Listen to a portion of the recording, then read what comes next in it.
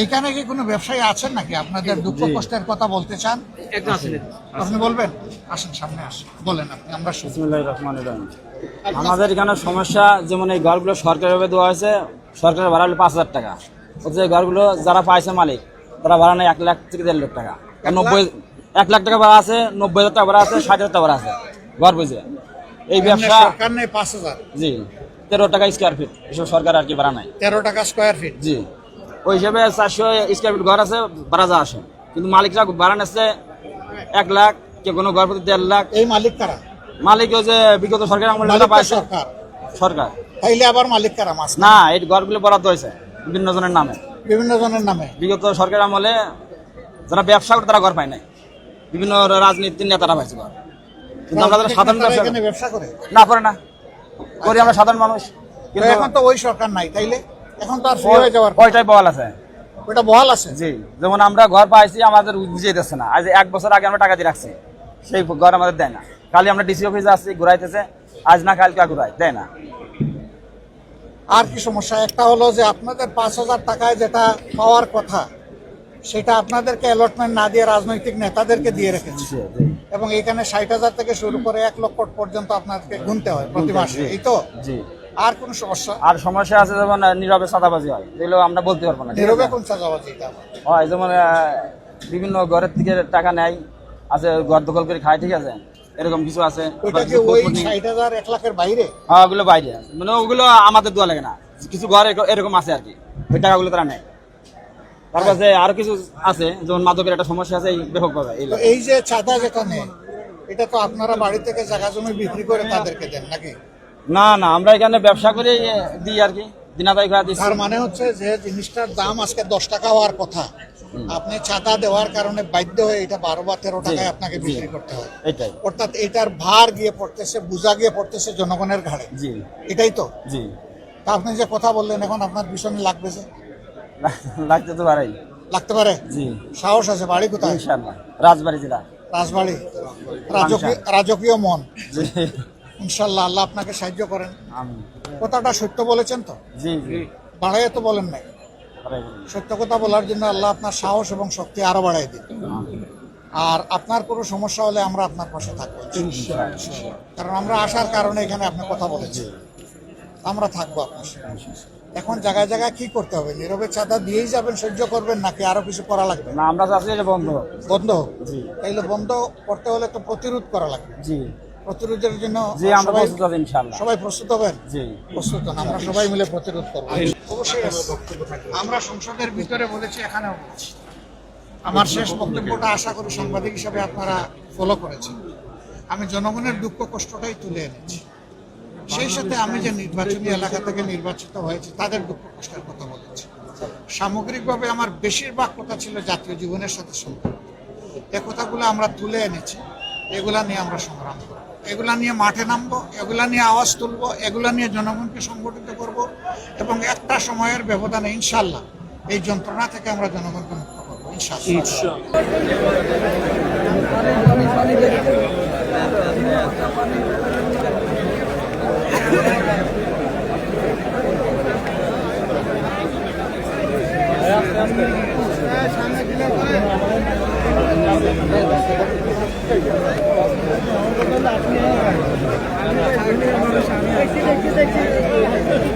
দেখছি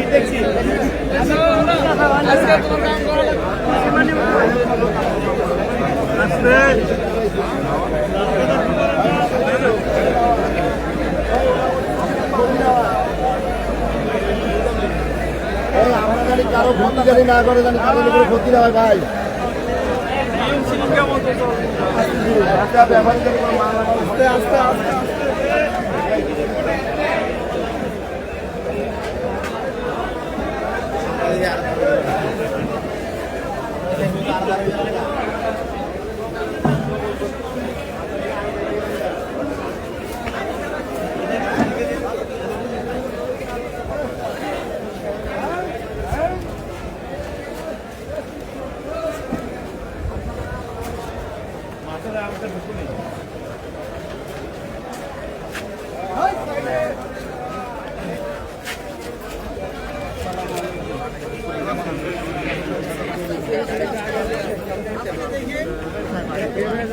ময়মনসিংহ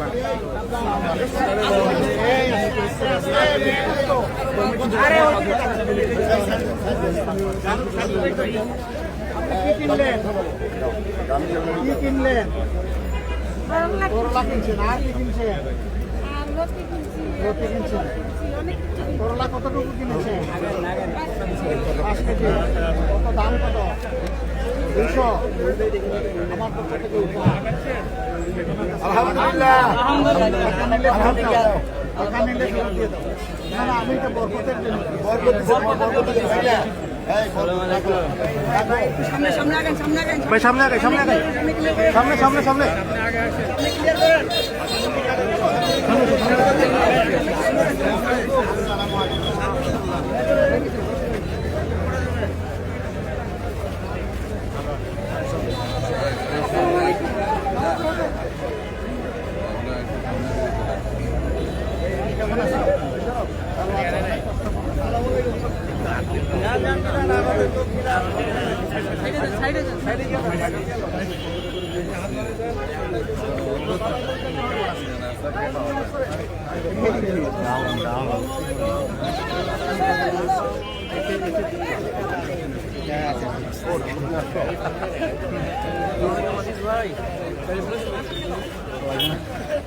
আসসালামু আলাইকুম।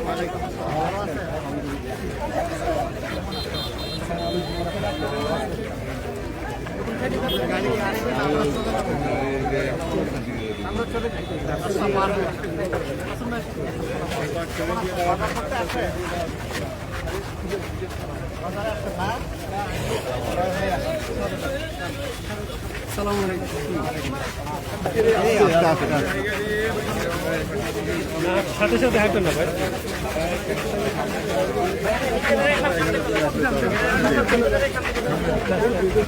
আস্তে আস্তে আস্তে আস্তে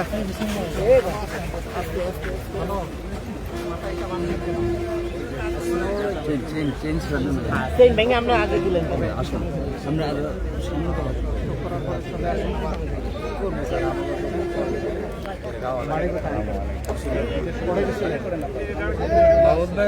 আমরা সাইড দিয়ে স্যার হাইটে আগাইতেছি সামনে না ভিতরে সামনে কি করছেন তখন গাড়ি চালায় গেছি 10টা বাচ্চা কাছে কয়জন 2 ছেলে কোথায় থাকে ও হ্যাঁ ওরা দুটো লোকে থাকে এখানে দেখা করতে আমার লেজুলি আছে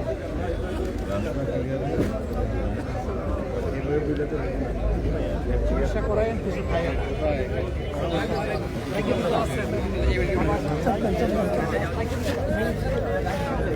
ভাই একটু চাপেন না আপনি এখানে দাঁড়ান না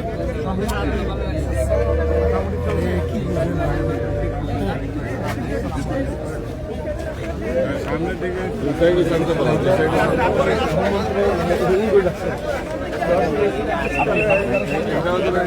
সামনে যেতে পারে ফাঁকা রাখবে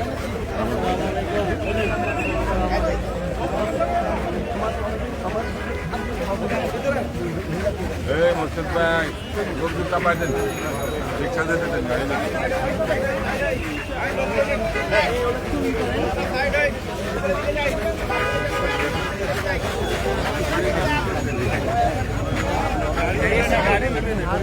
বুঝছি তো ওই লাইনে ওই যে গাড়ি ঘুরাচ্ছে ওই যে সামনে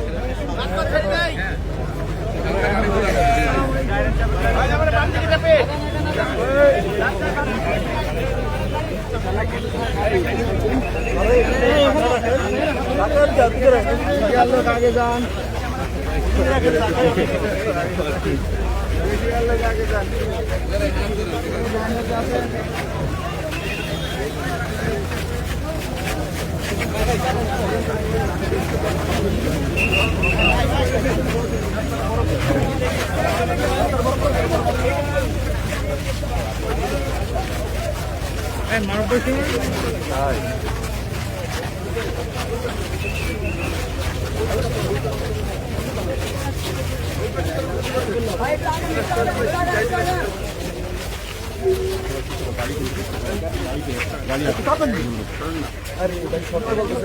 সেলিম ভাই শর্ত বলতেছে তারপর বড় করেন দেখেন